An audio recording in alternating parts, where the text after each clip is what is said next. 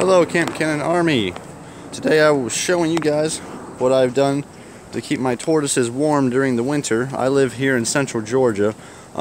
Much like Florida, we have a pretty good spring-summer season, but unfortunately we do get, I wouldn't even say cold snaps, we get about a month or two of cold.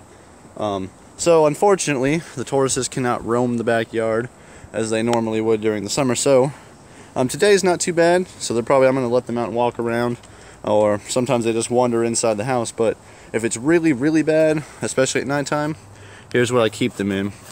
I have recently upgraded it. I still need to waterproof the outside and put actual panel sheet of roofing on top of it. But for right now, I have this umbrella, which holds that tarp on top of it to keep water out. But what this consists of, when I originally got my tortoises, I got them about, I want to say, 4 years ago from a high school biology teacher at my school, he was going to South America. He's still there, actually. Just gonna go explore the continent, and he wanted me to watch them for the summer, and that kind of just became me keeping them. So when I first got them, they had this right here, which is a vision cage, like you would find at a pet store. It just has the panel glass taken out of it. As you guys can see, if I can open it, there we go. So there's that. And then originally it was this porch which just had these side walls and the bottom and didn't have a roof. Before this winter, I put the roof on it and I insulated it. I got these latches on it just to help keep it securely closed. But now I have a hinging roof on it. And I got the chains on there so I don't have to let it fall back all the way and worry about my hinges getting broken. But what I've done, you guys can see, I don't know if you can see very well, but maybe over here. I've insulated inside and then put another sheet of plywood inside. I still need to cover that little bit up, so luckily when I slide these back together, that blocks it. But just in case, I don't want anything nesting inside the walls, right there, any bugs or anything.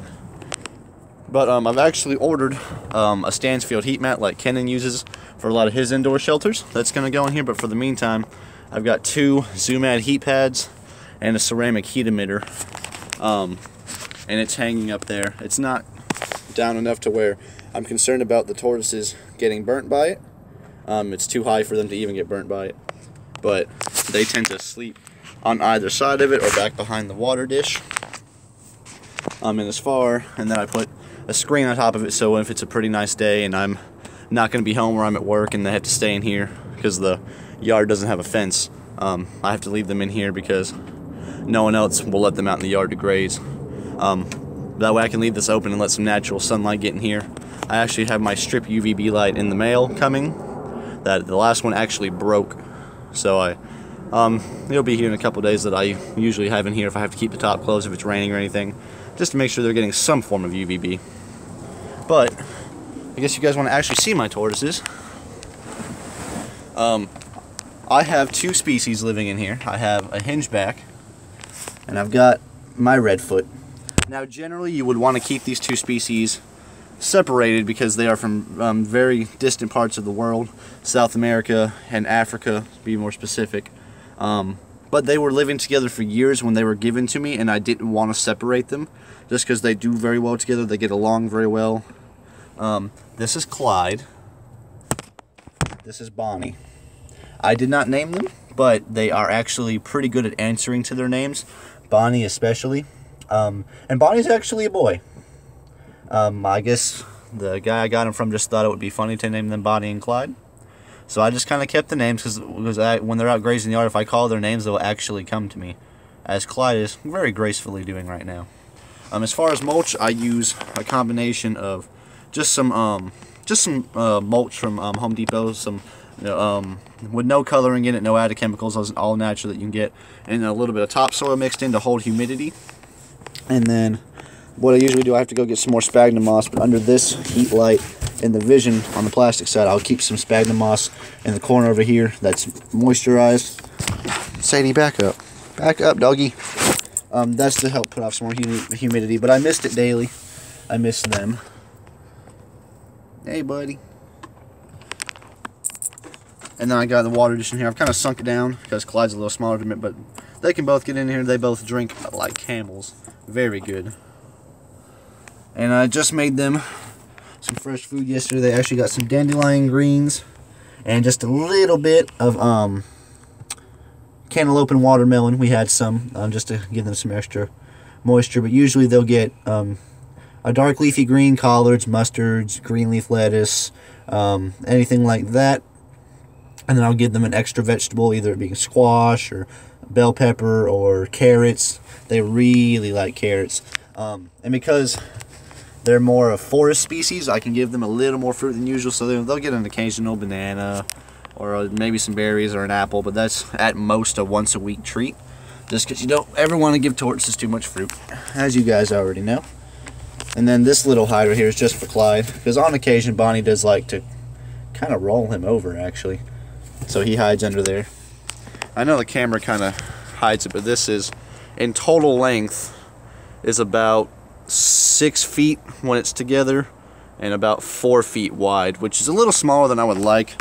But just given that they do spend a good bit of time outside, and Clyde is kind of small, and usually they're really good about not using the bathroom in the house, so I just kind of let them roam around the house, and the cats and dogs, they're very intrigued by them, actually. As you can see, Sadie is very intrigued by them.